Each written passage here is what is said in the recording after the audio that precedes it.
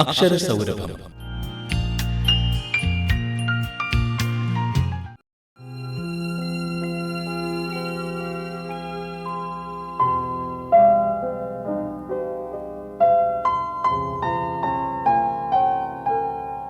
കേരള സർവകലാശാലയിലെ അധ്യാപകനും ഗവേഷകനും വാഗ്മിയുമാണ് doctor M Unnikrishnan. കേരളത്തിന്റെ ആത്മീയ സാമൂഹിക ചരിത്രത്തിൽ അമൂല്യ സ്ഥാനമുള്ള ചട്ടമ്പി സ്വാമികളെക്കുറിച്ച് ഏറ്റവും കൂടുതൽ ഗവേഷണവും ആഴത്തിലുള്ള പഠനവും നടത്തിയ വ്യക്തിത്വം കൂടിയാണ് ഡോക്ടർ എം ഉണ്ണികൃഷ്ണൻ. ഇന്നത്തെ അക്ഷരസൗരഭത്തിൽ ഡോക്ടർ എം ഉണ്ണികൃഷ്ണനുമായി കുരീപ്പുഴ സജീവ് നടത്തുന്ന അഭിമുഖ സംഭാഷണം കേൾക്കാം.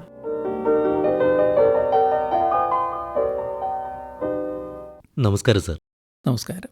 കേരളീയ ജ്ഞാന പാരമ്പര്യത്തിൽ ധാരാളം പുതിയ കണ്ടെത്തലുകളോ വീണ്ടെടുപ്പുകളോ ഉണ്ടായിക്കൊണ്ടിരിക്കുകയാണല്ലോ. ഈ പശ്ചാത്തലത്തിൽ ഉജ്ജ്വല ശോഭയോടെ തെളിഞ്ഞു വരികയാണ് ശ്രീ ചട്ടമ്പിസ്വാമികളുടെ വ്യക്തിത്വം. ചട്ടമ്പിസ്വാമികളുടെ മഹാസംഭാവനകളെ വെളിച്ചത്തു കൊണ്ടുവരുന്നതിൽ സമർപ്പിത ചേതസ്സായി പ്രവർത്തിക്കുന്ന അക്കാദമിഷ്യൻ എന്ന നിലയിൽ അങ്ങയുടെ കാഴ്ചപ്പാട് എന്താണ്? ചട്ടമ്പിസ്വാമികളെ സംബന്ധിച്ച് നൽകാവുന്ന ഏറ്റവും നല്ല വിശേഷണം, യോഗ്യമായ വിശേഷണം, അറിവിൻ്റെ അവതാരവും പരിപൂർണതയുടെ പര്യായവും എന്നതാണ്. ധാരാളം കാരണങ്ങൾ അതിനെ സംബന്ധിച്ച് നമുക്ക് പറയാൻ സാധിക്കും. കേരളീയ വിജ്ഞാന ചരിത്രത്തിലെ തുല്യതയില്ലാത്ത ജ്ഞാനപുരുഷനാണ് ചട്ടമ്പിസ്വാമികൾ. മാതൃകയില്ലാത്ത കർമ്മങ്ങളാണ് അദ്ദേഹം നിറവേറ്റിയത്. അത്രയും അറിവിൻ്റെ ജനാധിപത്യവത്കരണം എന്ന അപൂർവമായ മഹാസംഭാവന കേരളത്തിന് സമ്മാനിച്ചത് ചട്ടമ്പിസ്വാമികളാണ്.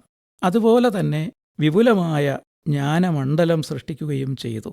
ഒട്ടേറെ വിജ്ഞാനമണ്ഡലങ്ങളെ സ്വാമികൾ വികസിപ്പിച്ചിട്ടുണ്ട്. വേറൊരു വിധത്തിൽ പറയുകയാണെങ്കിൽ സൃഷ്ടിയും സംഹാരവും ഒരുമിച്ചു നടത്തിയ യുഗപുരുഷനാണ് ചട്ടമ്പിസ്വാമികൾ. അങ്ങനെ നമുക്ക് ഒന്നൊന്നായിട്ട് പറയാൻ ശ്രമിക്കുമ്പോൾ കേരളത്തിൽ യഥാർത്ഥമായ ചരിത്രരചനാ പദ്ധതി ആരംഭിച്ചത് ചട്ടമ്പിസ്വാമികളാണ്.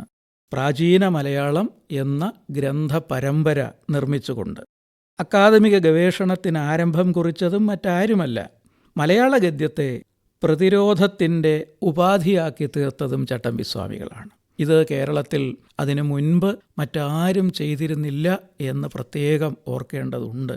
സന്യാസിമാരും ജ്ഞാനികളും യോഗികളുമെല്ലാം പൂർവ സംസ്കൃത കാവ്യ പാരമ്പര്യത്തെ അനുവർത്തിക്കുന്ന സന്ദർഭത്തിലാണ് കൊളോണിയൽ ആധുനികതയെ, കൊളോണിയൽ മോഡേണിറ്റിയെ പ്രതിരോധിക്കുന്നതിന് അവരുടെ തന്നെ ഗദ്യവ്യവഹാരത്തിൻ്റെ മാതൃക ഉൾക്കൊണ്ടുകൊണ്ട് അദ്ദേഹം എല്ലാവർക്കും മനസ്സിലാകുന്ന വിധത്തിലുള്ള വ്യവഹാരങ്ങൾ ഗ്രന്ഥങ്ങളായിട്ടും മറ്റും നിറവേറ്റിയിട്ടുള്ളത്. ഇവയൊക്കെ അദ്ദേഹത്തിൻ്റെ സൃഷ്ടിധർമ്മങ്ങളിൽപ്പെടുത്താവുന്നവയാണ്. ഇതുപോലെ സംഹാരകർമ്മങ്ങളും അദ്ദേഹം നിർവഹിച്ചിട്ടുണ്ട്. അത് ഒന്ന് ഓടിച്ച് പറയുകയാണെങ്കിൽ ധാരാളമുണ്ട്. ജാതി, അയിത്തം, അനാചാരം, ഹിംസ, ലഹരിപദാർത്ഥങ്ങളുടെ ഉപയോഗം, പുരുഷാധിപത്യം, ജ്ഞാനാധിപത്യം, അറിവ് അധികാരത്തിൻ്റെ കുത്തകാവകാശം, അധിനിവേശം, പാശ്ചാത്യ ആശയങ്ങളുടെയും മതാധിപത്യത്തിൻ്റെയും നേർക്കുള്ള പ്രതിരോധം, മതാധിപത്യ ശ്രമങ്ങൾക്ക് തടയിടൽ, ഇങ്ങനെ പറഞ്ഞാൽ അവസാനിക്കുകയില്ല. ഈ പ്രാചീന മലയാളം എന്ന ഗ്രന്ഥത്തിലാണ് തുടങ്ങി വെച്ചത്. അതെ, ഇക്കാര്യം കുറച്ചുകൂടി വിശദമാക്കണം എന്ന് തോന്നുന്നു. ഒട്ടേറെ സന്യാസിമാർ, ജ്ഞാനികൾ, യോഗികൾ ഒക്കെ പിറന്ന നാടാണ് നമ്മുടെ കേരളം. ആ പരമ്പര ഇപ്പോഴും തുടരുന്നുമുണ്ട്. അക്കൂട്ടത്തിൽ ചട്ടമ്പിസ്വാമികൾ വ്യത്യസ്തനാകുന്നത് എങ്ങനെ എന്നാണ് അറിയേണ്ടത്. പറയാമല്ലോ. ശങ്കരാചാര്യർക്കു ശേഷം കേരളം ജന്മം നൽകിയ ഏറ്റവും സ്വതപ്രാമാണ്യമുള്ള, അതായത് താൻ പോരുമയുള്ള വ്യക്തി ചട്ടമ്പിസ്വാമികളാണ്. മറ്റു സന്യാസിമാരുടെ സംഭാവനകളെ നമുക്ക് 3 മേഖലകളിലായിട്ട് തിട്ടപ്പെടുത്താൻ സാധിക്കും: തത്വചിന്ത, സാഹിത്യം, ചരിത്ര നിർമ്മാണം. ചട്ടമ്പിസ്വാമികൾ തീർച്ചയായും ഈ 3 മേഖലയിലും ഗണ്യമായ സംഭാവനകൾ ചെയ്തിട്ടുണ്ട്. എന്നാൽ അവയ്ക്കു പുറമേ മറ്റ് പലരും ചെയ്തിട്ടില്ലാത്ത ധാരാളം ജ്ഞാന മണ്ഡല വികസന ധർമ്മങ്ങൾ കൂടി അദ്ദേഹം നിറവേറ്റിയിട്ടുണ്ട്. സ്വാമികളെക്കുറിച്ച് മലയാളത്തിൽ 30-ലധികം ജീവചരിത്ര ഗ്രന്ഥങ്ങൾ ലഭ്യമാണ്. അവയിൽ നിന്ന് നമുക്കറിയാൻ സാധിക്കുന്നത് അദ്ദേഹം കവിയാണ്, വിവർത്തകനാണ്, കലാമർമ്മജ്ഞനാണ്, ജീവകാരുണ്യ പ്രവാചകനാണ്, മർമ്മ വിദഗ്ധനാണ്, നവോത്ഥാന നായകനാണ്. ഇങ്ങനെയുള്ള കാര്യങ്ങളാണ്. എന്നാൽ അദ്ദേഹത്തിൻ്റെ രചനകളെ വസ്തുനിഷ്ഠമായി പഠിക്കാൻ ശ്രമിച്ചാൽ, ശാസ്ത്രീയമായി സമീപിക്കാൻ നാം ഒരുമ്പെട്ടാൽ മറ്റ് ധാരാളം മേഖലകൾ കൂടെ തെളിഞ്ഞു വരുന്നത് കാണാൻ സാധിക്കും. അതിൽ അക്കാദമിക ഗവേഷകൻ എന്നത്, ചരിത്രകാരൻ എന്നത്, വൈയാകരണൻ, സാമൂഹിക ഭാഷാശാസ്ത്രജ്ഞൻ, ചിത്രകാരൻ, മലയാള വിമർശത്തിന്റെ തുടക്കക്കാരൻ, പ്രാരംഭകൻ, പാഠവിമർശത്തിന്റെ പ്രോദ്ഘാടകൻ, നാട്ടറിവ് പണ്ഡിതൻ, സംസ്കാര പഠനത്തിന്റെ മലയാളത്തിലെ ഉപജ്ഞാതാവ്, പരിസ്ഥിതി, ലിംഗനീതി തുടങ്ങിയ വിജ്ഞാനങ്ങളുടെ ആരംഭം കുറിച്ച മഹാവ്യക്തി എന്നിങ്ങനെയും നമുക്ക് അദ്ദേഹത്തെ തിരിച്ചറിയാം. അതായത് കേരളത്തിൽ ഗവേഷണം, ഭാഷാശാസ്ത്രം, വ്യാകരണം, സാഹിത്യവിമർശം, പാഠവിമർശം, വൈജ്ഞാനിക മലയാള വികസനം, ചരിത്രരചന, നവോത്ഥാന സൃഷ്ടി, ആധുനികത്വ സൃഷ്ടി, കീഴാളത്ത നിഷേധം, ലിംഗനീതി, ഫോക്ലോർ, സംസ്കാര പഠനം എന്നിങ്ങനെ ഇന്ന് ലോകം മുഴുവൻ ഏറ്റവും പ്രസക്തമായ വിഷയങ്ങൾ പലതും ആ നാടുകളിൽ, പാശ്ചാത്യ നാടുകളിൽ തുടങ്ങുന്നതിന് മുൻപ് തന്നെ അതിനെക്കുറിച്ച് നേരിട്ടറിവില്ലാതിരുന്ന സ്വാമികളുടെ പരിശ്രമത്തിലൂടെ കേരളത്തിൽ വികസിച്ചു വന്നിട്ടുണ്ട്. കേട്ടിട്ട് അത്ഭുതം തോന്നുന്നു, വിശ്വസിക്കാൻ തന്നെ പ്രയാസമാണ്. ചട്ടമ്പിസ്വാമികൾ എങ്ങനെയാണ് ഈ അസാമാന്യ പ്രവൃത്തികൾ ചെയ്തത്? അതെ, തികച്ചും അവിശ്വസനീയം തന്നെയാണ് സ്വാമികളുടെ സംഭാവനകൾ. ചട്ടമ്പിസ്വാമികൾ എന്നും ഏകാഗിയായിരുന്നു. അതിനു കാരണം അദ്ദേഹം പരിപൂർണനായിരുന്നു എന്നതു മാത്രമാണ്. സമുദായത്തിൻ്റെ പിന്തുണയോ സംഘടനാ ശക്തിയോ അധികാരത്തിൻ്റെ ആനുകൂല്യമോ സമ്പത്തിൻ്റെ പിൻബലമോ യാതൊന്നും ഉണ്ടായിരുന്നില്ല ചട്ടമ്പിസ്വാമികൾക്ക്. തികച്ചും സ്വയം നിർമ്മിത വ്യക്തിയായിരുന്നു അദ്ദേഹം. അറിവ് എന്ന മഹായുധം ഉപയോഗിച്ചാണ് അദ്ദേഹം മഹാത്ഭുതങ്ങളൊക്കെ സൃഷ്ടിച്ചത്. ചട്ടമ്പിസ്വാമികൾ കാവി ഉടുത്തിട്ടില്ല. സന്യാസിയായ ഗുരുവിൽ നിന്ന് ദീക്ഷ സ്വീകരിക്കാത്തതിനാൽ സന്യാസനാമം സ്വീകരിച്ചുമില്ല. അതുപോലെ ആദ്യകാലത്ത് ശിഷ്യത്വം നൽകിയവർക്കും സന്യാസനാമം അദ്ദേഹം സംഭാവന ചെയ്തില്ല. അദ്ദേഹം ആശ്രമമോ സംഘടനയോ സ്ഥാപിച്ചില്ല. എന്തിന് സ്വത്തോ പദവിയോ സ്വീകരിക്കാത്ത പരിത്യാഗിയായ ആചാര്യനുമായിരുന്നു അദ്ദേഹം. ലോകത്തിന് നടുവേ തന്നെ ചരിച്ചു, എന്നാൽ ഒന്നിനോടും പറ്റിച്ചേർന്നില്ല. തികച്ചും നിസ്സംഗനും നിർമുക്തനുമായ അതിവർണാശ്രമിയായിരുന്നു ചട്ടമ്പിസ്വാമികൾ. കുടുംബ സദസ്സുകളെയാണ് അദ്ദേഹം അഭിസംബോധന ചെയ്തത്. അറിവ് പകർന്നു കൊടുക്കും കുഞ്ഞുങ്ങൾക്ക്, സ്ത്രീകൾക്ക്, പുരുഷന്മാർക്ക്, കുടുംബിനികൾക്ക്, കുടുംബനാഥന്മാര്, കൃഷിക്കാര് തുടങ്ങിയിട്ടുള്ളവർക്ക്. അതുപോലെ തന്നെ കലാ വിദഗ്ധന്മാര്, കായിക വിദഗ്ധന്മാര് തുടങ്ങി വൈദ്യന്മാരുൾപ്പെടെ നാനാ വിഭാഗത്തിൽപ്പെട്ട ആളുകൾക്കും അദ്ദേഹത്തിൽ നിന്ന് ധാരാളം അറിവുകൾ കിട്ടിയിട്ടുണ്ട്. ഇതൊന്നും പേരിനോ പ്രസിദ്ധിക്കോ വേണ്ടി ആയിരുന്നില്ല അദ്ദേഹം ചെയ്തത്. പ്രസംഗമായിരുന്നില്ല യഥാർത്ഥത്തിൽ സ്വാമികളുടെ കർമ്മ മാർഗം, പ്രവർത്തനമായിരുന്നു. പ്രവർത്തിച്ചുകൊണ്ടാണ് അദ്ദേഹം പുതിയ മാതൃക കേരളത്തിൽ സൃഷ്ടിച്ചത്. ഏതെല്ലാമാണ് ചട്ടമ്പിസ്വാമികളുടെ രചനകൾ, അവയുടെ പ്രത്യേകതകൾ, അതായത് ചരിത്ര പ്രാധാന്യം, സമകാല പ്രസക്തി, ഇവയെക്കുറിച്ചുകൂടി പറയാമോ? ചട്ടമ്പിസ്വാമികളുടെ കൃതികൾ ഏതെല്ലാം എന്ന് എണ്ണി തിട്ടപ്പെടുത്തുക പ്രയാസമാണ്. കാരണം സ്വയം എഴുത്തുകാരനാകണം എന്ന് അദ്ദേഹം ആഗ്രഹിച്ചിട്ടേ ഉണ്ടായിരുന്നില്ല. നേരത്തെ പറഞ്ഞ കുടുംബ സദസ്സുകളിൽ ചെന്ന് ഓരോ വിഭാഗത്തിനോട് സംവദിക്കുമ്പോൾ അവർ ഈ അറിവുകൾ രേഖപ്പെട്ടു കിട്ടിയാൽ ഭാവിക്ക് പ്രയോജനപ്പെടുമല്ലോ എന്ന് അപേക്ഷിക്കുമ്പോൾ അവിടെ നിന്ന് കിട്ടുന്ന കടലാസും പെൻസിലും ഉപയോഗിച്ച് കുത്തിക്കുറിക്കും, അവിടെ തന്നെ ഇട്ടിട്ട് പോകും. ഈ നിലയിൽ അദ്ദേഹത്തിൻ്റെ രചനകൾ പലതും നഷ്ടപ്പെട്ടിട്ടുണ്ട്, പലതും വീണ്ടെടുക്കപ്പെടും എന്ന് പ്രത്യാശിക്കുകയും ചെയ്യാം. എങ്കിലും അദ്ദേഹത്തിൻ്റെ ആദ്യത്തെ രചനയായിട്ട് നമുക്ക് രേഖകളിൽ നിന്നറിയാൻ സാധിക്കുന്നത് സർവമത സാമരസ്യം എന്ന കൃതിയാണ്. അത് 1880 പുറത്തു വന്നു. സ്വാമിക്കന്ന് 27 വയസ്സ്. ഈ 27ാമത്തെ വയസ്സിൽ തന്നെയാണ് അദ്ദേഹത്തിന് ബ്രഹ്മസാക്ഷാത്കാരം കൈവന്നതും. അത് നാഗർകോവിലിനടുത്ത് വടിവീശ്വരം എന്ന സ്ഥലത്ത് വച്ചായിരുന്നു. അതിനെക്കുറിച്ച് പറയുന്നത് സാക്ഷാൽ ശ്രീ പരമേശ്വരൻ ഭഗവാൻ ശിവശങ്കരൻ തന്നെയാണ് ഒരു പ്രാകൃത മനുഷ്യന്റെ രൂപത്തിൽ, അവധൂതന്റെ രൂപത്തിൽ വന്നുകൊണ്ട് അദ്ദേഹത്തിന് സാക്ഷാത്കാരം നൽകിയത് എന്നാണ്. ആ കാലത്ത് രചിച്ച സർവമത സാമരസ്യം എന്ന കൃതിയുണ്ട്. പിന്നീട് വേദാധികാര രചന എന്ന ഗ്രന്ഥം 1892 രചിക്കാൻ തുടങ്ങി. ഒരുപക്ഷെ ഇതായിരിക്കാം ചട്ടമ്പിസ്വാമികളുടെ ഗവേഷണ ഫലങ്ങളിൽ മുഖ്യം എന്ന് വിശേഷിപ്പിക്കാവുന്ന ഒരെണ്ണം. അറിവ് സകലർക്കും ഒന്നുപോലെ അവകാശപ്പെട്ടതാണ്. അത് ഏതെങ്കിലും വിഭാഗത്തിന് ജന്മായത്തമായിട്ട് സംവരണം ചെയ്യപ്പെട്ടിട്ടുള്ളതല്ല. അറിവിൻ്റെ വിശാലമായ ലോകത്തിൽ നിന്ന് ആരെയും അകറ്റി നിർത്താനുള്ള അധികാരം ഒരാൾക്കും കിട്ടിയിട്ടില്ല, ആരും നൽകിയിട്ടില്ല തുടങ്ങിയ കാര്യങ്ങൾ യുക്തിസഹമായിട്ട് വേദങ്ങളിൽ നിന്ന് ഗവേഷണം ചെയ്ത് കണ്ടെത്തിയ ആ നിഗമനങ്ങളെ ശാസ്ത്രീയമായിട്ട് അവതരിപ്പിക്കുന്ന കൃതിയാണ് വേദാധികാര നിരൂപണം. ഇങ്ങനെ ഒരെണ്ണം അതിനു മുൻപ് ദക്ഷിണേന്ത്യൻ ഭാഷകളിലെന്നല്ല ഭാരതത്തിൽ തന്നെ ഉണ്ടായിട്ടുണ്ടോ എന്നതിനെക്കുറിച്ച് സംശയമാണ്.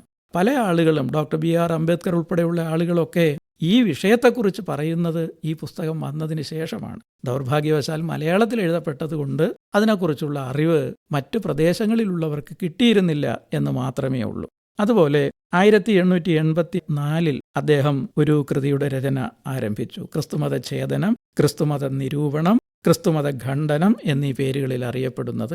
അതിൻ്റെ അവസാനം ക്രിസ്തുമത സാരം എന്നൊരു ഭാഗം കൂടെ ചേർത്തിയിട്ടുണ്ട്. ഇത് ചരിത്ര ഗവേഷകന്മാരുടെ അഭിപ്രായത്തിൽ മലയാളത്തിലെ ആദ്യത്തെ സാഹിത്യ വിമർശ ഗ്രന്ഥമാണ്. ലക്ഷണയുക്തമായ നോവൽ വരുന്നത് 1889 ഇന്ദുലേഖ. CVയുടെ മാർത്താണ്ഡവർമ്മ വരുന്നത് 1891. നോവൽ സാഹിത്യം ആരംഭിക്കുന്നേ ഉള്ളൂ. ചെറുകഥാ സാഹിത്യം തുടങ്ങുന്നത് 1891 കുഞ്ഞിരാമൻ നായനാരുടെ കേസരിയുടെ വാസനാ വികൃതിയോടുകൂടിയാണ്. അന്ന് സാഹിത്യ നിരൂപണം എന്ന് നമ്മൾ കണക്കാക്കുന്നത് കേരളവർമ്മ വലിയകോയി തമ്പുരാൻ ഔദാര്യത്തോടെ എഴുതി കൊടുക്കുന്ന അവതാരികകൾ, അയ്യപ്പ സാറിൻ്റെ ഭാഷയിൽ പറഞ്ഞാൽ ഔദാരികകൾ, അല്ലെങ്കിൽ CP അച്യുതമേനോൻ എന്ന പത്രാധിപർ വിദ്യാവിനോദിനിയിൽ എഴുതിക്കൊണ്ടിരുന്ന പുസ്തക നിരൂപണങ്ങൾ.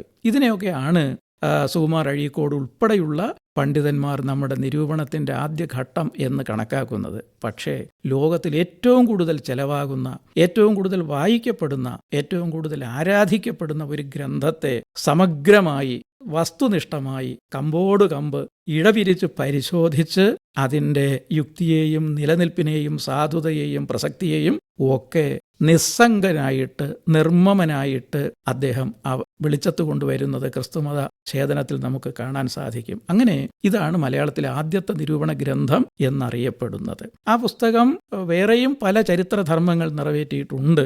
സമയമില്ലാത്തതുകൊണ്ട് നമ്മൾ തൽക്കാലം അതിലേക്ക് പോകുന്നില്ല എന്നേ ഉള്ളൂ. അതുപോലെ നേരത്തെ സൂചിപ്പിച്ച പ്രാചീന മലയാളത്തിൻ്റെ രചന, ഇത് കേരളത്തിൻ്റെ പൂർവ്വ ചരിത്രം വെളിവാക്കാൻ വേണ്ടിയിട്ടുള്ള ഗ്രന്ഥ പരമ്പരയായിട്ടാണ് സങ്കല്പിച്ചത്. സ്വാമികൾ ജീവിച്ചിരുന്ന കാലത്ത് 1-ാം ഭാഗം മാത്രമേ പുറത്തു വന്നിരുന്നുള്ളൂ.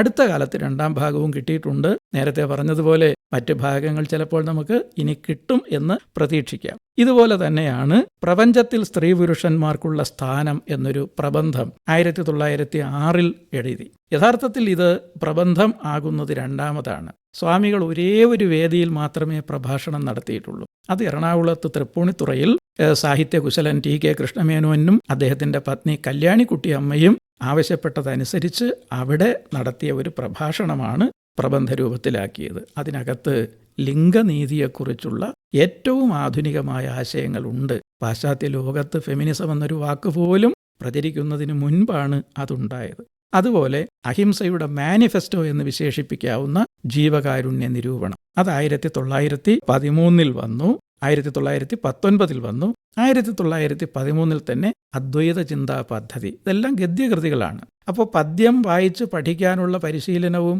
മറ്റുമില്ലാത്ത സാമാന്യ ജനങ്ങൾക്കും നേരിട്ട് ആശയം മനസ്സിലാക്കി കൊടുക്കാൻ വേണ്ടിയിട്ട് അദ്വൈതമെന്താണ്, വേദമെന്താണ്, ഉപനിഷത്ത് എന്താണ്, ഇതിഹാസം എന്ത്, പുരാണമെന്ത്, ശാസ്ത്രമെന്ത് തുടങ്ങിയിട്ടുള്ള ഭാരതീയമായ വിജ്ഞാനത്തെ സാമാന്യ ജനത്തിനിടയിൽ എത്തിക്കുന്നതിന് വേണ്ടിയിട്ട് എഴുതിയതാണ് ആ പുസ്തകം. ഇതുകൂടാതെ വൈയാകരണൻ എന്ന നിലയിൽ അദ്ദേഹത്തിൻ്റെ സ്ഥാനം ഉറപ്പിക്കുന്നതാണ് ആദിഭാഷ എന്ന കൃതി.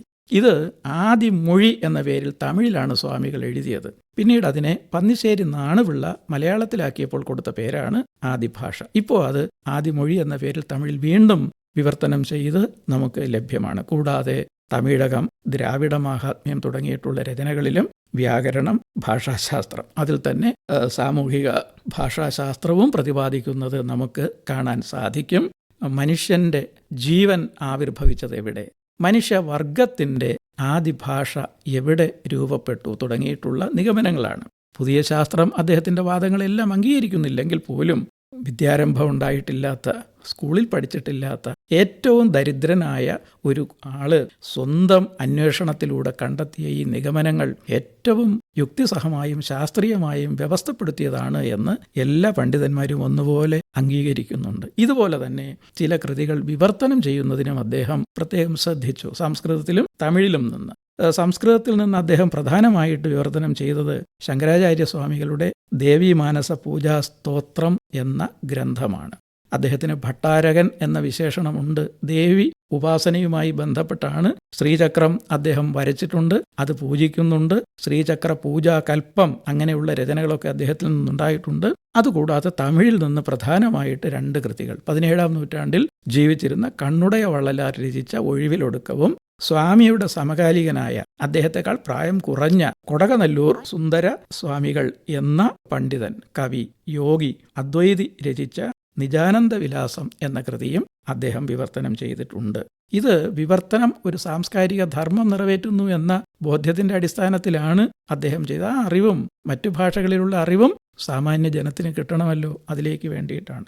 കൂടാതെ കത്തുകളായിട്ടും ഉപോദ്ഘാതങ്ങളായും അവതാരികയായും നർമ്മ ഭാഷണമായുമൊക്കെ ധാരാളം രചനകളുണ്ട്. നേരത്തെ പറഞ്ഞല്ലോ, പലതും നഷ്ടപ്പെട്ടു പോയി. ചിലപ്പോൾ ചിലത് കിട്ടാം എന്ന് മാത്രം നമുക്ക് ഇനിയും കിട്ടാനുള്ള സാധ്യതയുണ്ട്. തിരുനെൽവേലി സ്വദേശിയായ കൊടകനല്ലൂർ സുന്ദരസ്വാമികൾ രചിച്ച കൃതിയാണ് നമ്മൾ ഇവിടെ സൂചിപ്പിച്ച നിജാനന്ദ വിലാസം എന്നത്. സ്വാമി വിവേകാനന്ദൻ ചട്ടമ്പി സ്വാമികളിൽ നിന്നാണ് ചിന്മുദ്രയുടെ തത്വം ഗ്രഹിച്ചത് എന്ന് കേട്ടിട്ടുണ്ട്.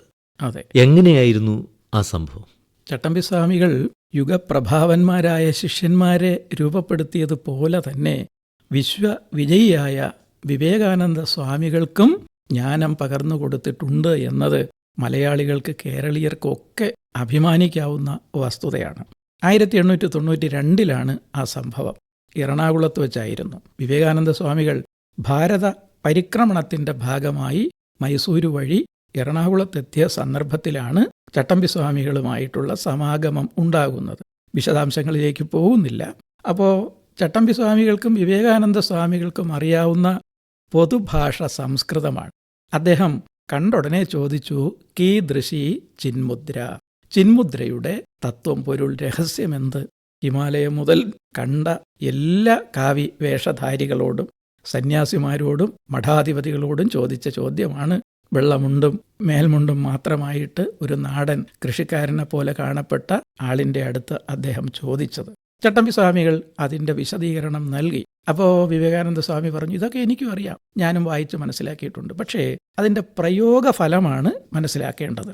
അപ്പോൾ ചട്ടമ്പി സ്വാമികൾ, ചിന്മുദ്ര എന്ന് പറയുമ്പോൾ ശബരിമലയിലെ ശ്രീധർമ്മശാസ്താവ് ഇരിക്കുന്ന അദ്ദേഹത്തിൻ്റെ കൈകൾ വച്ചിരിക്കുന്ന മുദ്രയാണ് ചിന്മുദ്ര. ആ മുദ്ര പിടിച്ച് വിവേകാനന്ദ സ്വാമികൾക്ക് അതിൻ്റെ പ്രയോജനമെന്ത് എന്ന് അനുഭവപ്പെടുത്തി കൊടുത്തു.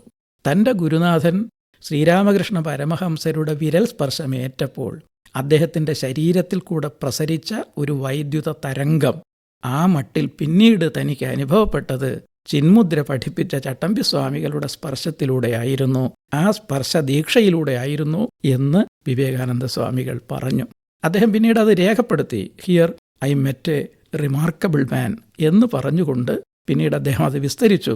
The most enigmatic ascetic I have had reason to acquaint with in all my travels in India and abroad. ഭാരതത്തിനകത്തും പുറത്തുമുള്ള എൻ്റെ സകല പരിക്രമണങ്ങൾക്കിടയിലും എനിക്ക് കണ്ടുമുട്ടാൻ സാധിച്ച സന്യാസി മൂർധന്യൻ ചട്ടമ്പി സ്വാമികളാണ് എന്ന് വിവേകാനന്ദ സ്വാമികൾ രേഖപ്പെടുത്തുകയും ചെയ്തു. അപ്പം ലാളിത്യത്തിൻ്റെ, വിനയത്തിൻ്റെ ആൾ രൂപമായിട്ടുകൂടി തന്നെക്കാൾ 10 വയസ്സ് ഇളപ്പമുള്ള വിവേകാനന്ദനെ അങ്ങോട്ട് ചെന്ന് കണ്ട് സ്വാമികൾ ഇത് ബോധിപ്പിക്കുകയായിരുന്നു. ചട്ടമ്പി സ്വാമികളുടെ സമാധിക്ക് അപൂർവതയും അസാധാരണത്വവും ഉണ്ടായിരുന്നു എന്നത് പ്രസിദ്ധമാണ്. അതൊന്ന് വിശദമാക്കിയാൽ നന്നായിരുന്നു. സ്വാമികൾ നേരത്തെ തന്നെ തൻ്റെ വിടവാങ്ങലിനെക്കുറിച്ച് സൂചന നൽകിയിരുന്നു, അറിയേണ്ടവരെ അറിയിച്ചിരുന്നു. അതിൽ പ്രധാനമായിട്ടും ശ്രീനാരായണ ഗുരുവിനോട് പറഞ്ഞിരുന്നു. അദ്ദേഹം പറഞ്ഞിട്ടുള്ള കാര്യങ്ങൾ താൻ മേലിൽ ഇങ്ങനെ ഒരു കൂടിക്കാഴ്ചയ്ക്ക് അവസരം ഉണ്ടാക്കാൻ പോകുന്നില്ല എന്നുള്ളതാണ്. കൊല്ലവർഷം 1999, അതായത് 1924 ഇടവ സൂര്യനെ ഞാൻ കാണുകയില്ല എന്ന് പറഞ്ഞിരുന്നു. അതുപോലെ തന്നെ തിരുവനന്തപുരത്തു നിന്ന് കുമ്പളത്തേക്ക് പോകുമ്പോൾ തിരുവനന്തപുരത്ത് തന്നെ ഉണ്ടാകണം എന്ന് അപേക്ഷിച്ച ഭക്തരോടും പറഞ്ഞു, മേടം 23 കഴിയട്ടെ, തെക്കോട്ട് തന്നെ വന്നേക്കാം. തെക്ക് നമുക്കറിയാമല്ലോ, ദിക്പാലകന്മാരിൽ യമധർമ്മൻ്റെ മരണദേവന്റെ വാസസ്ഥാനമായിട്ടാണ് നമ്മൾ വിശ്വസിക്കുന്നത്. അപ്പോൾ അന്ന് മരണം ഉണ്ടാകും, സമാധി പ്രാപിക്കും എന്ന് അദ്ദേഹത്തിന് അറിയാമായിരുന്നു. അപ്പോഴെല്ലാം അദ്ദേഹത്തിന് പ്രായത്തിൻ്റെ ക്ഷീണമൊക്കെ ഉണ്ടെങ്കിലും പാട്ടുപാടുക, പാടിക്കുക, തമാശ പറയുക, പൊട്ടിച്ചിരിക്കുക, കുട്ടികളോടും മറ്റുള്ളവരോടും ഒക്കെ സല്ലപിക്കുക, ഇങ്ങനെയുള്ള കർമ്മങ്ങളിൽ ഏർപ്പെട്ട് കഴിയുകയാണ്. ആ ദിവസം 3 മണിയായപ്പോൾ എഴുന്നേറ്റിരിക്കണം എന്നാവശ്യപ്പെട്ടു. സഹായി ഒന്ന് താങ്ങിക്കൊടുത്തു. അദ്ദേഹം എഴുന്നേറ്റ് പത്മാസനത്തിലിരുന്നു. കൈ രണ്ടും മടിയിൽ പിണച്ചു വച്ചു. എന്നിട്ട് 2 കണ്ണുകളും വടക്കേ ദിക്കിലേക്ക് നോക്കിക്കൊണ്ട് അദ്ദേഹം 2 വാക്കുകൾ ഉച്ചരിച്ചു. ചട്ടമ്പി സ്വാമികളിൽ നിന്ന് അവസാനമായി പുറപ്പെട്ട 2 വാക്കുകൾ എല്ലാം ശരിയായി എന്നതാണ്. ഇരിപ്പിനെക്കുറിച്ചാണ് നമുക്ക് പെട്ടെന്ന് കേൾക്കുമ്പോൾ തോന്നുന്നതെങ്കിലും അതല്ല. എന്തിനു വേണ്ടി ഈ ശരീരമെടുത്ത് ഇവിടെ വന്നു, എന്തൊക്കെ നിറവേറ്റാനായിരുന്നു ഈ ഭൂമിയിൽ 70 വർഷക്കാലം അങ്ങും ഇങ്ങുമായിട്ട് ഓടി നടന്നത്, ചെയ്യേണ്ടതെല്ലാം വേണ്ട വിധത്തിൽ നിറവേറ്റി എന്ന ചാരിതാർത്ഥ്യത്തോടെ കൃതകൃത്യതയോടെ പോവുകയാണ് എന്നതാണ്. 1/2 മണിക്കൂർ സമയം വടക്ക് ഭാഗത്തേക്ക് നോക്കിയിരുന്നു. വടക്ക് ഭാഗം ശിവന്റെ ദിക്കാണല്ലോ, കാലകാലന്റെ ദിക്കാണ്. അപ്പം അനശ്വരതയുടെ, അമരത്വത്തിൻ്റെ, നിത്യതയുടെ ആ ദിക്കിലേക്ക് നോക്കി അദ്ദേഹം ഇരുന്നു. കണ്ണുകൾ സാവധാനത്തിൽ അടഞ്ഞു. ശിവനിൽ നിന്ന് സാക്ഷാത്കാരം കൈവന്ന ചട്ടമ്പി സ്വാമികൾ ശിവനിൽ വിലയം പ്രാപിക്കുകയാണ് ഉണ്ടായത്. ഇത് ആളുകളുടെ മുൻപിൽ വച്ചാണ്. സ്വാമികൾ കിടക്കുന്ന മുറിയുടെ ജനലും വാതിലും ഒന്നും അടയ്ക്കുകയില്ല. രഹസ്യമായിട്ട് അദ്ദേഹത്തിന് ഒന്നുമില്ല, എല്ലാം പരസ്യമാണ്. അവിടെ ഉണ്ടായിരുന്നവരെല്ലാം കാണുകയാണ് ഇക്കാര്യം. അപ്പോൾ സ്വാമികളുടെ സാക്ഷാത്കാരം എന്ന 27ാമത്തെ വയസ്സിലുണ്ടായ അനുഭവവും 70 വയസ്സ് കഴിഞ്ഞപ്പോൾ പ്രാപിച്ച സമാധിയും ചരിത്ര സംഭവങ്ങളാണ്. സാക്ഷികളുണ്ട്, രേഖയുണ്ട്. ഇങ്ങനെയാണ്. ഇത് നമുക്ക് അത്ഭുതം ജനിപ്പിക്കും. ഒരുപക്ഷേ ശ്രീരാമകൃഷ്ണ പരമഹംസർ, രമണ മഹർഷി, അരവിന്ദ മഹർഷി തുടങ്ങിയിട്ടുള്ളവരുടെ സമാധിയും ഇതുപോലെ മറ്റുള്ളവരുടെ മുന്നിൽ പരസ്യമായി സംഭവിച്ചതും രേഖപ്പെട്ട് കിട്ടിയതുമാണ്. ആ നിലയിൽ കേരളത്തിൻ്റെ ഒരു മഹാ സൗഭാഗ്യമാണ് ചട്ടമ്പി സ്വാമികൾ. അതാണ് അതിൻ്റെ സവിശേഷത. സർവജ്ഞ സദ്ഗുരുശുഗവർത്മനാ ആഭാതി പരമവ്യോംനി പരിപൂർണകലാനിധി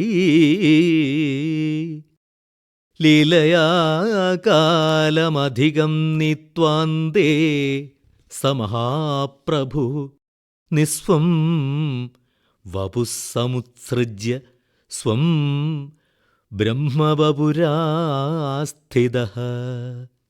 ഇത് ചട്ടമ്പി സ്വാമികളുടെ സമാധി വാർത്ത കേട്ട് ശ്രീനാരായണ ഗുരു രചിച്ച ശ്ലോകങ്ങളാണ്. സംസ്കൃതമാണ്. ഇതിൻ്റെ ആശയം ഒന്ന് ചുരുക്കി പറയാമോ? ഇതിൻ്റെ ആശയം പറഞ്ഞ് ഫലിപ്പിക്കാൻ നമ്മളെപ്പോലെയുള്ളവർക്ക് സാധിക്കുകയില്ല. ചട്ടമ്പി സ്വാമികളുടെ സമാധിയെക്കുറിച്ച് ശ്രീനാരായണ ഗുരു എഴുതിയ ശ്ലോകങ്ങളാണ്. അതിൻ്റെ ആഴവും പരപ്പും മനസ്സിലാക്കാൻ നമുക്കൊന്നും സാധിക്കുകയില്ല. എങ്കിലും മഹാത്മാക്കൾ വ്യാഖ്യാനിച്ചതിൻ്റെ അടിസ്ഥാനത്തിൽ ചുരുക്കി പറയുകയാണെങ്കിൽ ഇത് ചട്ടമ്പി സ്വാമികളുടെ ജീവചരിത്രം തന്നെയാണ്. പരബ്രഹ്മത്തിൻ്റെ ജീവചരിത്രം രചിക്കുകയോ അഹോ അസാധ്യം എന്ന് അദ്ദേഹത്തിൻ്റെ 2ാമത്തെ ശിഷ്യൻ നീലകണ്ഠ തീർത്ഥവാദ സ്വാമികൾ ഒരിക്കൽ അഭിപ്രായപ്പെട്ടിട്ടുണ്ട്. സ്വാമിയുടെ ജീവചരിത്രം എഴുതണം എന്ന അപേക്ഷ കിട്ടിയപ്പോൾ ആ ധർമ്മമാണ് ശ്രീനാരായണ ഗുരു നിറവേറ്റിയിരിക്കുന്നത്. സർവജ്ഞൻ എന്നത് ശ്രീനാരായണ ഗുരുവിന് ചട്ടമ്പി സ്വാമിയെക്കുറിച്ചുള്ള ബോധ്യമാണ്. ശിവശതകത്തിൽ ശ്രീപരമേശ്വരനെ വിശേഷിപ്പിച്ചിട്ടുള്ളതും ഇതേ സർവജ്ഞ പദം കൊണ്ട് തന്നെയാണ്. ശ്രീനാരായണ ഗുരു ദേവതാസ്തുതികൾ പലത് എഴുതിയിട്ടുണ്ടെങ്കിലും ഒരു മനുഷ്യനെക്കുറിച്ച് മാത്രമേ ഇങ്ങനെ ഒരു രചന നടത്തിയിട്ടുള്ളൂ. അപ്പോൾ ചട്ടമ്പി സ്വാമികളെ ഏറ്റവും നന്നായിട്ട് അറിഞ്ഞയാള് ശ്രീനാരായണ ഗുരുവാണ് എന്നാണ് നമുക്ക് ഇതിൽ നിന്നും മനസ്സിലാക്കാൻ സാധിക്കുന്നത്. അപ്പോൾ ഒരു മനുഷ്യനെക്കുറിച്ച് എഴുതിയതാണ്, പക്ഷേ അത് പരബ്രഹ്മമാണ് എന്ന് അദ്ദേഹം കാട്ടിത്തരുന്നു. ഋഷി എന്നതിന് മന്ത്രദ്രഷ്ടാവ് എന്ന് അർത്ഥമുണ്ട്. ബാലാസുബ്രഹ്മണ്യ മന്ത്രം ഉപദേശിച്ചു തന്നതിൻ്റെ സ്മരണ കൂടി ഉൾക്കൊണ്ടിട്ടാണ് ആ വിശേഷണം. സത്യം സാക്ഷാത്കരിച്ചയാളാണ് ഋഷി. ഇവരെല്ലാം സത്യസാക്ഷാത്കാരം കൈവന്നവരാണല്ലോ. സദ്ഗുരുവിന് ധാരാളം വിശേഷണങ്ങൾ നമുക്ക് പറയാൻ സാധിക്കും. സത്തായി തീർന്ന ഗുരു, പരബ്രഹ്മസ്വരൂപം എന്നൊക്കെ പറയാം. എങ്കിലും ഒരു സന്യാസി പറഞ്ഞിരിക്കുന്നത് ഉപദേശം കൊണ്ട് മാത്രം ശിഷ്യന്റെ അവിദ്യയെ നിവർത്തിപ്പിച്ച് ശിഷ്യനിൽ സാക്ഷാത്കാരമുണ്ടാക്കാൻ പ്രഭാവമുള്ള മഹാത്മാവിന് പറയുന്ന പേരാണ് സദ്ഗുരു എന്നത്. ശുഖമാർഗം എന്നത് ഈ മോക്ഷത്തിന് 2 മാർഗങ്ങളുണ്ട് എന്ന് പറയും. പിപീലികാ മാർഗവും ശുഖമാർഗവും. പിപീലിക ഉറുമ്പ് ഒരു മരത്തിൻ്റെ മുകളിലേക്ക് കയറുന്നത് പോലെ കാലതാമസം നേരിടും. ശുഖമാർഗം പക്ഷി വളരെ വേഗത്തിൽ കൊമ്പിൽ നിന്ന് പറന്ന് ചെന്ന് പഴം കൊത്തിയെടുത്ത് പാറിപ്പറന്നു പോകുന്നത് പോലെ, അല്ലെങ്കിൽ വെള്ളത്തിലൂടെ സഞ്ചരിക്കുന്ന ജീവിയെപ്പോലെ. ഇവരുടെ 2 കൂട്ടരുടെയും സഞ്ചാരമാർഗം നമുക്കറിയാൻ പറ്റില്ല. പരബ്രഹ്മം ബ്രഹ്മമായി തീർന്നത് ഏത് വിധത്തിൽ, ഏത് മാർഗത്തിൽ എന്ന് സാമാന്യ ദൃഷ്ടികൾക്ക് മനസ്സിലാക്കാൻ പറ്റാത്തത് കൊണ്ടാണ് ശുഖമാർഗത്തിലൂടെ അദ്ദേഹം ശരീരം വിട്ട് പോയി എന്നുള്ളതാണ്. ആഭാതി എന്നത് പ്രകാശിക്കുന്നു എന്നാണ്. അത് ചിതാകാശത്തിലാണ്, ഹൃദയാകാശത്തിലാണ്, ജീവൻ മുക്തനായിട്ടാണ്. പിന്നെ പരിപൂർണ കലാനിധി എന്നത് നമുക്കറിയാം. പരിപൂർണത ആണല്ലോ ചട്ടമ്പിസ്വാമികൾ. ബ്രഹ്മസാക്ഷാത്കാരം കൈവന്നതോടുകൂടി അദ്ദേഹത്തിൻ്റെ മുഖത്തൊരിക്കലും സങ്കടം ഉണ്ടായിട്ടില്ല. അദ്ദേഹം എന്നും പരിപൂർണ തൃപ്തനായിരുന്നു. അദ്ദേഹം തന്നെ പറഞ്ഞിട്ടുണ്ട്, പഴകിയ മുറത്തിന് ചാണകവും പഴകിയ വയറിന് ചോറും വല്ലപ്പോഴും കിട്ടിയാൽ മതി, അടഞ്ഞുകൊള്ളും. കിട്ടിയില്ലെങ്കിലും പരിഭവമില്ല, സങ്കടമില്ല, കുറ്റപ്പെടുത്തലില്ല, ഒന്നുമില്ല. കാരണം ഒരു കുറവുമില്ലാത്ത പരിപൂർണതയാണ്. ആ ധാരാളം അർത്ഥങ്ങൾ നമുക്ക് ഇതിലുണ്ട്. ലീലയാകാലം, ദീർഘകാലം ലീലാലോലുപനായി കഴിഞ്ഞു ശ്രീകൃഷ്ണ പരമാത്മാവിനെ പോലെ. ഭഗവാന്റെയും മുഖത്തൊരിക്കലും ശോകത്തിൻ്റെ ഛായ പോലും ഉണ്ടായിട്ടില്ല. എല്ലാം സുഖവും സന്തോഷവും ആരോപണവും എല്ലാം അദ്ദേഹം പുഞ്ചിരിച്ചുകൊണ്ടാണ് നേരിട്ടിട്ടുള്ളത്. അതുപോലെയാണ് അദ്ദേഹവും ചട്ടമ്പിസ്വാമികളും കഴിഞ്ഞത്. മഹാപ്രഭു എന്നതിന് പ്രപഞ്ചത്തിൻ്റെ ഉത്പത്തി സ്ഥിതി നാശങ്ങൾക്ക് കാരണമായ പരബ്രഹ്മം എന്ന് അർത്ഥമുണ്ട്. അങ്ങനെ വരുമ്പോൾ ഈ 2 ശ്ലോകങ്ങൾക്ക് സർവജ്ഞനും ഋഷിയും ഉത്ക്രാന്തനുമായ സദ്ഗുരു, അതായത് പരബ്രഹ്മം, ശുഖമാർഗത്തിലൂടെ ഉയർന്ന് പരമവ്യോമത്തിൽ ചിതാകാശത്തിൽ പരിപൂർണ കലാനിധിയായി സർവത്ര പരിശോഭിക്കുന്നു എന്ന് 1-ാം ശ്ലോകത്തിൻ്റെ താൽപ്പര്യം. ആ മഹാപ്രഭു മായാമയമായ ദേഹത്തെ വെറും ലീലയാൽ സ്വീകരിച്ച് അധികം നാൾ വിനോദിച്ചതിൻ്റെ ശേഷം തൻ്റേതല്ലാത്ത ആ ദേഹം ഉപേക്ഷിച്ച് സ്വതന്ത്ര രൂപമായ ബ്രഹ്മഭാവത്തെ കൈക്കൊണ്ടു എന്ന് 2-ാമത്തെ ശ്ലോകത്തിലൂടെയും ശ്രീനാരായണ ഗുരു വ്യക്തമാക്കി തരുകയാണ്. അപ്പോൾ ശ്രീനാരായണ ഗുരുവിനെ പോലെ ചട്ടമ്പിസ്വാമിയെ മനസ്സിലാക്കിയ മറ്റൊരാൾ ഉണ്ടായിട്ടില്ല എന്ന് വ്യക്തമാണ്. ഇത്രയധികം സംഭാവനകൾ ചെയ്തിട്ടും അദ്ദേഹത്തെ വേണ്ടത്ര ആദരിക്കപ്പെടാതെ അല്ലെ അംഗീകരിക്കപ്പെടാതെ പോയത് എന്തുകൊണ്ടാകാം? ഒരു പഠിതാവ് എന്ന നിലയിൽ 3 കാരണങ്ങളുണ്ട് എന്നെനിക്ക് തോന്നാറുണ്ട്. ഒന്ന്, ആയിരക്കണക്കിന് വർഷമായിട്ട് നമ്മുടെ നാട്ടിൽ നിലനിന്നു പോന്ന ചാതുർവർണ്ണ്യ ജാതി വ്യവസ്ഥകൾ, അതിന് എതിരായിട്ട് ആ ജാതി വ്യവസ്ഥയെ സ്ഥാപിച്ച് അതിൻ്റെ ഫലങ്ങൾ അനുഭവിച്ച് വാണ രാജഗുരുക്കന്മാരായിരുന്ന ബ്രാഹ്മണരുടെ ആധിപത്യത്തെ അദ്ദേഹം തകർത്ത് കളഞ്ഞു. വേദാധികാര നിരൂപണത്തിലും പ്രാചീന മലയാളത്തിലും കൂടി. പരശുരാമൻ ദാനം ചെയ്ത ബ്രാഹ്മണ ഗ്രാമങ്ങളാണ് കേരളത്തിലെ ഗ്രാമങ്ങളെന്നൊക്കെ ഉള്ളത് മിത്താണ് എന്ന് അദ്ദേഹം സ്ഥാപിക്കുന്നുണ്ട് പ്രാചീന മലയാളത്തിൽ. അപ്പോൾ ആ രാജഗുരുക്കന്മാരുടെ, അധീശന്മാരുടെ എതിർപ്പ്, അവഗണന അദ്ദേഹത്തിൻ്റെ നേർക്കുണ്ടായി. അത് അന്നത്തെ കാലത്ത് അവരുടെ അവഗണന ഉണ്ടായാൽ തമസ്കരിക്കപ്പെടുക സ്വാഭാവികമാണ്. 2, അന്ന് നമ്മുടെ രാജ്യം ഭരിച്ചിരുന്നത് ബ്രിട്ടനാണ്. സൂര്യൻ അസ്തമിക്കാത്ത സാമ്രാജ്യത്തിൻ്റെ എല്ലാവിധത്തിലുള്ള ഒത്താശയോടും കൂടി അവരുടെ മതവിശ്വാസവും ആശയങ്ങളും അധികാരത്തിൻ്റെ പിൻബലത്തോടുകൂടി ഇവിടെ വ്യാപകമായി പ്രചരിപ്പിച്ചുകൊണ്ടിരുന്ന കാലം. അതിനെ തകർക്കുന്നതിന് ചട്ടമ്പിസ്വാമികൾ ക്രിസ്തുമതഛേദനത്തിലൂടെ ശ്രമിച്ചു. അപ്പോൾ ഭാരതത്തിനകത്തോ കേരളത്തിലോ മാത്രം ഒതുങ്ങാത്ത ഒരു മഹാശക്തിയുടെ എതിർപ്പിനും അദ്ദേഹം ശരവ്യനായി തീർന്നു. ഇത് 2ഉം കാലം കൊണ്ട് നമുക്ക് വേണമെങ്കിൽ നഷ്ടപ്പെട്ടു എന്ന് വിശ്വസിക്കാം. എന്നാൽ 3ാമത്തതാണ് ഇപ്പോഴത്തെ ഈ ഒരു പ്രാധാന്യം കിട്ടാതെ പോകുന്നതിൻ്റെ കാരണം എന്നെനിക്ക് തോന്നുന്നു. അതായത് ശൂദ്ര വിഭാഗത്തിൽ ഗണിക്കപ്പെട്ടതായിരുന്നു നായർ സമുദായം. ആ സമുദായത്തിലാണല്ലോ സ്വാമികൾ ജനിച്ചത്. അപ്പോൾ അവർ ബ്രാഹ്മണരുടെ ദാസ്യം ചെയ്യാൻ വിധിക്കപ്പെട്ടവരായിട്ട് കണക്കാക്കിയിരുന്നു. പിന്നീട് ജനാധിപത്യം പുലരാൻ തുടങ്ങിയ സന്ദർഭത്തിൽ ഇവിടെ സവർണ അവർണ വിഭജനമുണ്ടാവുകയും ജാതീയമായ വേർതിരിവുകൾ നടപ്പിലാക്കുകയും ചെയ്യുന്നത് ചിലരുടെ താത്പര്യങ്ങൾക്ക്, ചിലരുടെ രാഷ്ട്രീയ ലാഭങ്ങൾക്ക് അനുകൂലമാണ് എന്ന തിരിച്ചറിവിൻ്റെ അടിസ്ഥാനത്തിൽ അതിവർണാശ്രമിയായ ചട്ടമ്പിസ്വാമികളെ സവർണ പാളയത്തിൽ തളച്ചിടാനുള്ള ഒരു ശ്രമവും നടക്കുന്നുണ്ട്. അതിൻ്റെ കൂടി ഫലമായിട്ടാണ് അദ്ദേഹത്തിനോട് ഇങ്ങനെ ഒരു അസഹിഷ്ണുത, എതിർപ്പ്, അവഗണന അഥവാ തമസ്കരണമൊക്കെ കാണുന്നത്. പക്ഷേ അതൊക്കെ മാറും എന്ന് പ്രതീക്ഷിക്കാം. കാരണം സൂര്യനെ മറയ്ക്കാൻ മുറം പോരല്ലോ. ഇരുട്ട് മാറിയാൽ പുലർന്നാൽ സൂര്യൻ പൂർവാധിക ശോഭയോടുകൂടി പ്രകാശിക്കുക തന്നെ ചെയ്യും. സമൂഹത്തിലെ ജീർണതകൾ ഇല്ലാതാക്കാൻ ഋഷി എന്ന നിലയിലും ഒരു സാഹിത്യകാരൻ, ചരിത്രകാരൻ, ഭാഷാപണ്ഡിതൻ, ഒരു വിവർത്തകൻ, ഇങ്ങനെ പല നിലകളിലുള്ള ശ്രീമദ് ചട്ടമ്പിസ്വാമികളുടെ അപാര വൈഭവങ്ങളെക്കുറിച്ച്, പ്രാഗൽഭ്യത്തെക്കുറിച്ച് അങ്ങ് നിരവധിയായി പറഞ്ഞു കഴിഞ്ഞു. നമുക്ക് ഈ അഭിമുഖ സംഭാഷണം എങ്ങനെ അവസാനിപ്പിക്കാം? കേരളത്തിൻ്റെ ജ്ഞാനമണ്ഡലത്തെ സമകാലികമാക്കി തീർക്കുകയും പുരോഗമനാത്മകമാക്കുകയും ചെയ്യുന്നതിന് ധൈഷണിക നേതൃത്വം നൽകിയ ജ്ഞാനസൂര്യൻ, നവോത്ഥാന സൂര്യൻ ആണ് ചട്ടമ്പിസ്വാമികൾ എന്ന് അദ്ദേഹത്തിൻ്റെ സംഭാവനകൾ മനസ്സിലാക്കിയാൽ ആരും സമ്മതിക്കും. അങ്ങനെ ഒരു വിവേകം നമുക്കുണ്ടാകട്ടെ എന്ന് ആശിക്കാം. നന്ദി സർ. വളരെ സന്തോഷം.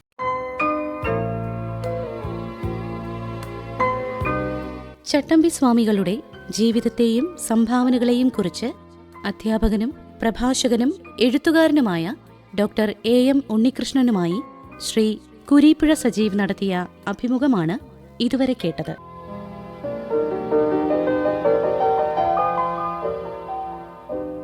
നിർവഹണ സഹായം അനുജ ഭാസ്കർ.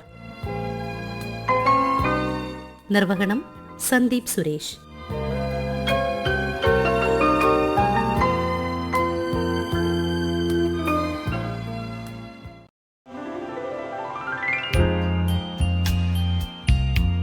അക്ഷരസൗരഭം.